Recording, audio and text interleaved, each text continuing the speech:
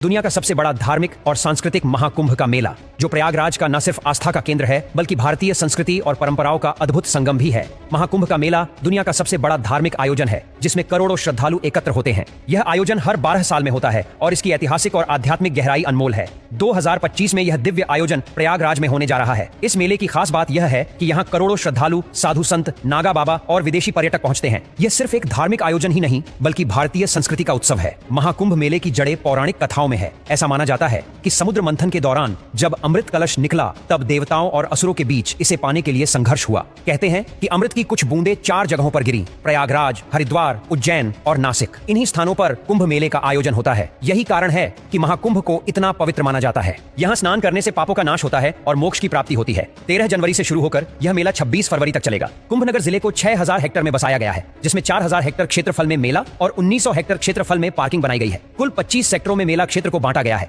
महाकुंभ में भीड़ नियंत्रित करने के लिए पार्किंग व्यवस्था शहर से बाहर रहेगी। इस बार के मेले में 40 करोड़ श्रद्धालुओं के आने का अनुमान जताया जा रहा है। यहाँ साधु संतों और श्रद्धालुओं के ठहरने के लिए टेंट सिटी बसाई गई है। श्रद्धालुओं की सुरक्षा के लिए इस बार अभूतपूर्व व्यवस्था की गई है। कुल 37,611 पुलिसकर्मी मुस्तैद रहेंगे। संगम पर स्नान करने वालों को डूबने से बचाने के लिए जल पुलिस के साथ ही अंडर वाटर ड्रोन भी तैनात किया गया है।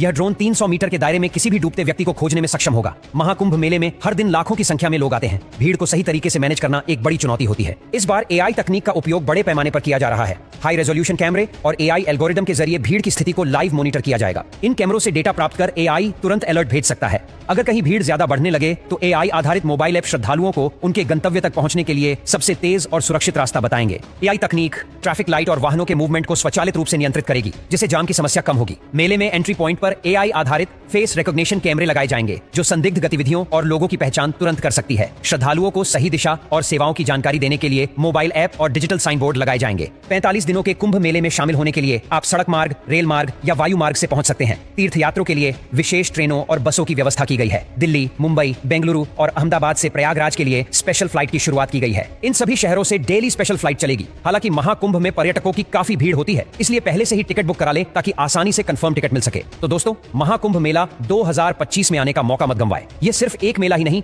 बल्कि आत्मा को शुद्ध करने का अद्भुत अनुभव है।